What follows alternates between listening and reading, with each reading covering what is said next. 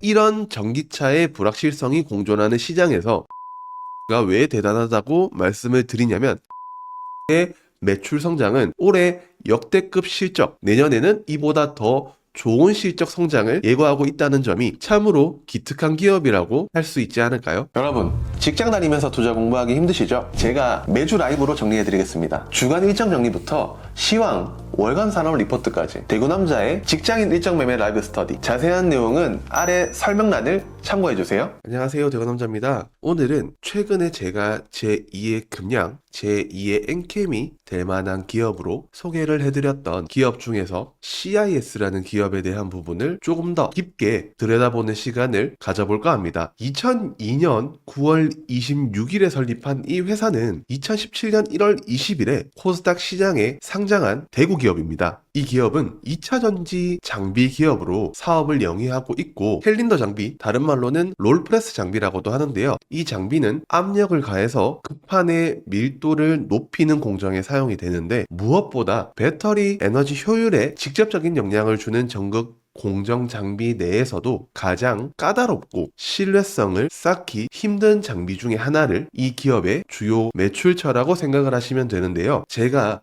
롤프레스를 먼저 말씀드렸던 이유는 위 표에서 보시다시피 캘린더, 즉 롤프레스 장비가 이 회사의 매출 비중의 50% 이상을 차지하는 주요 매출이 일어나는 장비이기 때문입니다. 다음으로는 쿼터 장비입니다. 이 쿼터는 집 전체에 양극과 음극 슬러리를 일정한 두께로 코팅 후에 건조하는 공정으로서 2차전지 배터리 성능의 효율을 결정하는 또 핵심입니다. 쉽게 말하면 우리가 식빵 안에 딸기잼이나 초코 누텔라를 고르게 발라서 어느 방향으로 먹어도 잼 맛을 제대로 느낄 수 있도록 펴 바르는 작업이라고 생각하시면 이해가 쉬울 것 같습니다. CIS가 최근 이 쿼터 장비에 대해서 차세대 쿼터 장비를 개발하면서 쿼터 장비를 취급하는 PNT, 한화정밀기계, 일본의 히라노 등의 기업들에게 우리도 있다를 외치고 있는데요. 기존 쿼터 장비에 적용되는 열풍 대류 건조 방식의 한계인 느린 건조와 낮은 건조 효율을 개선하기 위해서 CIS는 열풍 건조, 레이저 건조가 추가된 하이브리드 건조 시스템을 개발을 하면서 기존 설비 대비 생산 속도를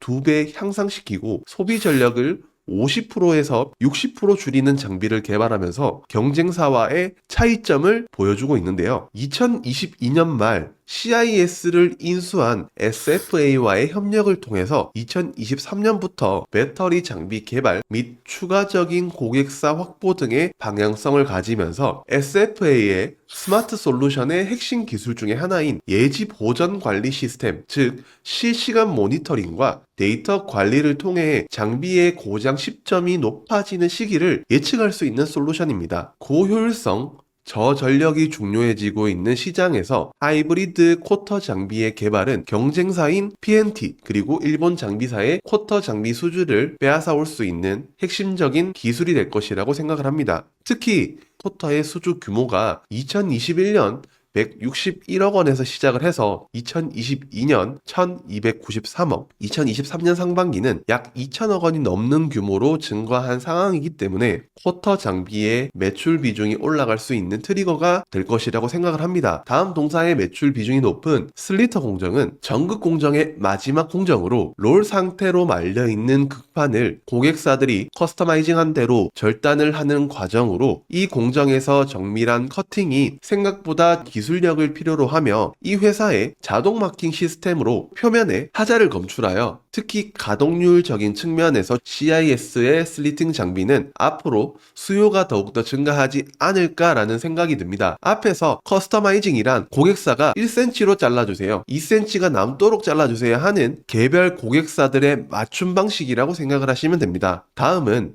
1% 미만의 매출 비중을 차지하는 테이프 라미네이터 장비입니다. 이 장비는 배터리 안정성 향상을 위한 극판 라미네이팅을 처리하는 장비로 코팅된 극판의 시작과 끝 선단에 테이프를 붙여주는 공정으로 고객사에 따라서 생략될 수도 있기 때문에 사실 높은 성장을 기대하기는 힘든 장비 중에 하나라고 생각을 합니다. 2차전지 업황이 안 좋다는 것에 반해서 이 회사의 최근 실적을 보면 이 문장이 떠오르더라고요. 칼 기 없다. 매출은 전년 대비 95% 가까운 성장, 영업이익은 399%가 성장한 모습을 보면 말이죠. 추가적으로 이 회사의 과거 공급 계약을 보면 2021년 9월 29일에 미국 얼티엄 셀즈사와의 계약한 매출 대비 22%의 공급 계약은 올해 7월 31일에 계약이 종료되어 고객사의 셋업 및 시운전 검수 후에 잔금이 입금될 예정이기 때문에 매출 약 260억 원, 영업이익률 약 10% 정도를 예상하면 2024년에도 충분히 괜찮은 실적을 거둘 수 있을 것으로 예상을 해볼 수 있습니다. 이 공급 계약뿐만 아니라 뒤에 몇 가지를 더 설명을 드리자면요. 현재 보여주고 있는 영업이익, 매출액 대비 2023년보다 오히려 2024년이 더 잘 나올 것이라 충분히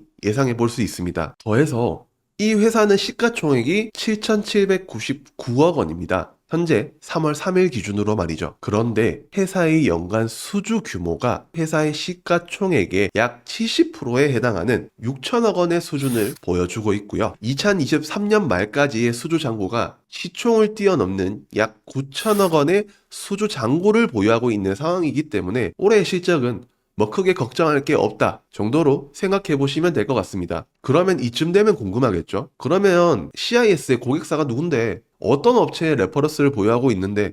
라고 말이죠. 국내 배터리 3사, 현대차그룹, 중국 다수의 기업과 유럽의 노스볼트, 미국의 A123 시스템즈, 일본의 파나소닉, 히타치 등의 기업들을 고객사로 두고 있습니다. 곧 합병하게 되는 이 회사의 자회사 CI솔리드는 전고체 배터리 내에 전고체 전해질 국책과제를 동사는 중국이 주도하는 LFP 배터리 개발하는 정부 정책 사업 해당 기업이자 LFP 배터리 장비 및 전고체 배터리 장비까지 개발 중인 상황이기 때문에 국책과제 선정 그리고 그 수요 기업이 삼성 SDI까지 참가한 상황에서 이 회사가 배터리 장비나 전고체 전해질을 개발한다면 과연 어떤 회사가 수요 기업으로 거론될까요? 하지만 제가 말씀드린 부분은 기대감에 그치고 있고 조건부라는 점도 알아야 되기 때문에 매출 발생 가능성은 없다 라고 보는 게 맞습니다. 하지만 최근 주가 움직임을 보면 급등은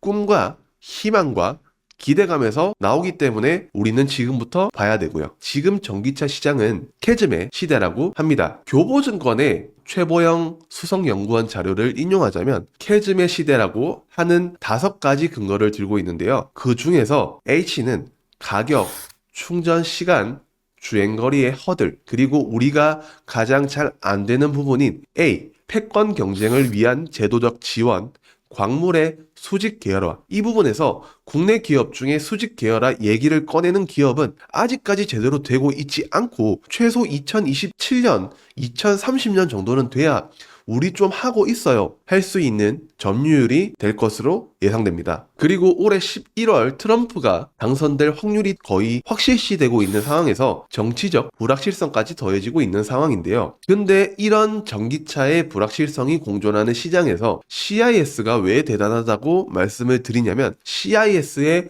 매출 성장은 올해 역대급 실적, 내년에는 이보다 더 좋은 실적 성장을 예고하고 있다는 점이 참으로 기특한 기업이라고 할 수 있지 않을까요? 마지막으로 하나만 더 말씀을 드리면 차세대 배터리로 불리는 전고체 배터리 분야에서 가장 빠르게 가장 높은 기술력을 가지고 가장 많은 연구개발비를 투자해온 삼성 SDI와의 관계가 가장 돈독한 장비 기업이자 소재 기업은 CIS 솔리드, CIS, 바로 국책과제 정부 정책을 같이 수행했던 두 기업입니다. 실적을 못 내는데 이렇게 올라버린 이수 스페셜티 케미컬을 보고 제가 CIS라는 기업에 대해 지금쯤이면 괜찮은 볼만한 시기인 것 같다 라고 해서 소개를 드렸고요. 하지만 여러분들 특정 종목에 대한 매수 매도 추천보다는 이런 식으로 기업 분석을 하는 방식과 제가 관심이 많은 전기차 부문에 대한 관점에 대해 공유를 해드리는 영상이라고 보셔야 됩니다. 더불어 이런 디테일한 분석들을 하는 방법들은 매주